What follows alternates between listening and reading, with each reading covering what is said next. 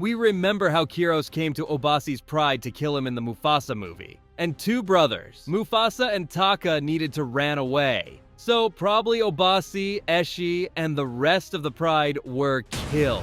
But wait, is Eshe Scar's mother really dead? Because if you also watch the Lion Guard 3rd season, you can look at some familiar lioness. We all know Janna as the grandmother of Rani and the queen of the Tree of Life in the Lion Guard. She welcomed Kion and his guard when he needed healing, but unfortunately, she tragically died of old age. But have you even wondered, what was her backstory? And were there any Lion Kings before her in the Tree of Life? Disney has not given us much about Queen Janna's past and origin. But what if I told you that she might be Scar's mother from the newest Mufasa movie, Eshe? When film has shown up, I have found many reasons to believe that Queen Janna was actually Eshe from Obasi's pride.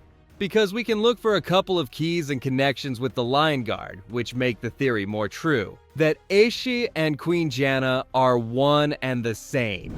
Pay close attention because we will understand better. Why could Eshe be Queen Janna from the Lion Guard series? And all reasons will make sense.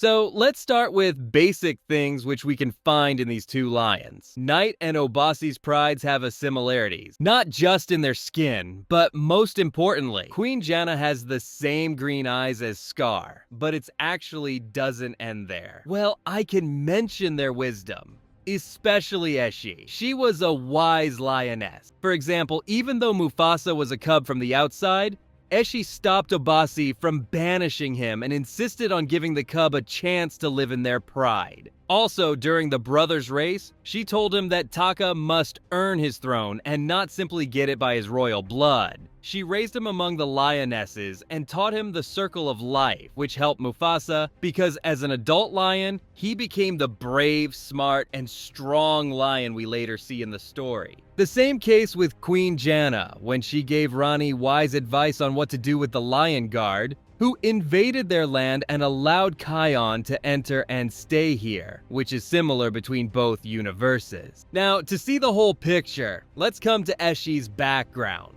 When little Taka saw a cub who would almost be eaten by the crocodiles, he takes a chance to save the same little cub from the crocodile's attack and asks his mother to stay here for this cub.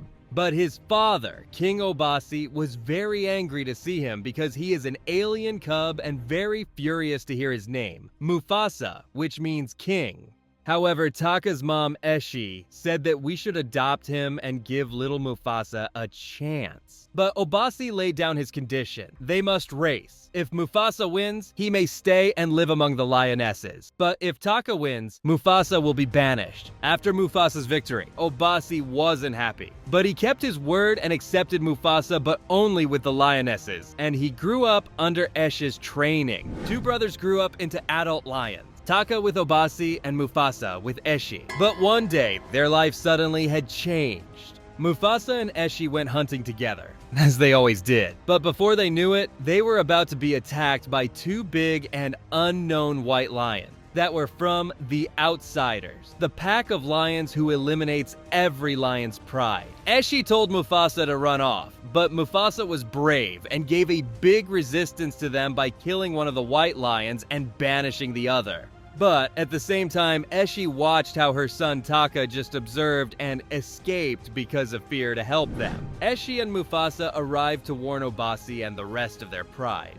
But in another place, Kiros, the evil leader of the Outsiders, built a plan to attack them again, but with all the members. The next day, Taka's pride already figured out Kiros' next attack because of Chigaru, who was sent by Obasi to chase. But Obasi with Eshe made this strong decision, tried to delay their attack as long as they could, while Mufasa and Taka needed to escape far away. And in that moment, we never saw Obasi, Eshe, and the rest of their pride again.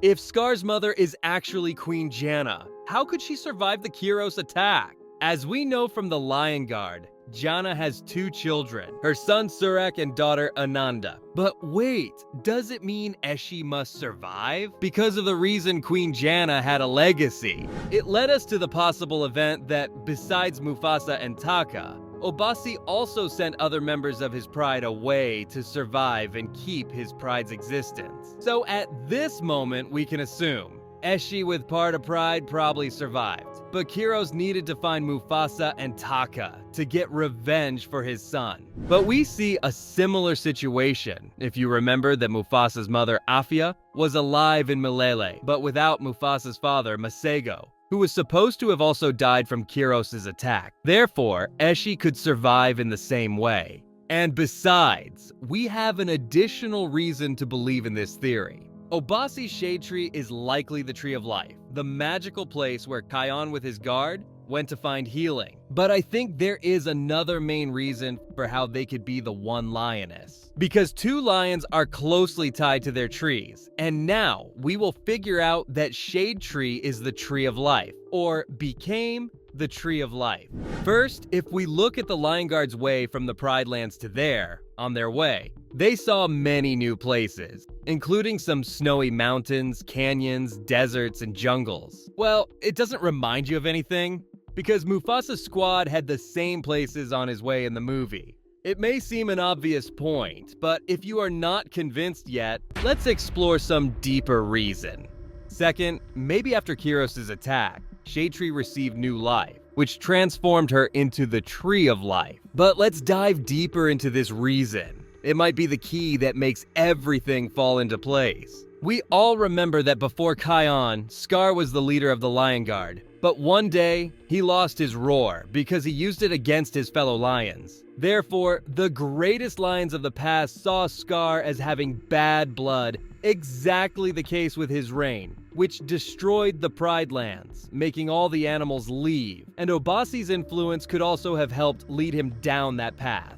Kiros, in his song Bye Bye, mentioned he is terrible leader who just always lies, his laziness, and his failure in following king duties. I consider Obasi's bad rules as a reason for the destruction of the magical tree, especially like in the Lion King one. But that's not the end, as we have more than just bad rules. It all starts with Askari, the first holder of the roar and leader of the Lion Guard. If Askari lived near the Tree of Life, how did the roar make its way to the Pride Lands? And we also know that his spirit lived in the Chica Escarpment, which is nearby there. That might sound confusing at first, but it's actually surprisingly simple. The greatest lions of the past are the ones who gave Scar the roar. This suggests that Scar likely was a part of Askari's bloodline.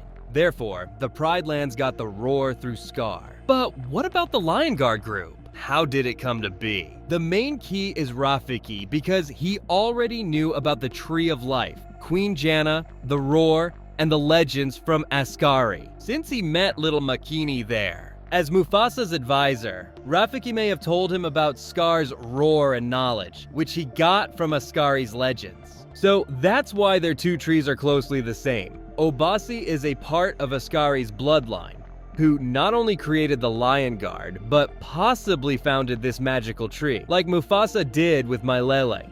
But let's return to Queen Janna. She lost many lions of her pride, including her husband and children. But she chose to continue ruling as queen of this place and, with her children and other members, build a new life here. Therefore, she might create the Night Pride to make sure such an attack could never happen again. So, what do you think? I came up with this theory because it's strange that we never learn about Janna's real husband or how Sahasi and Ananda died. Also, the new Mufasa film left a lot of suspicious clues. Of course, it's just a theory. It might not be true, but I would love to hear your thoughts in the comments. Don't forget to like, subscribe, and hit the bell so you don't miss future videos. See you next time.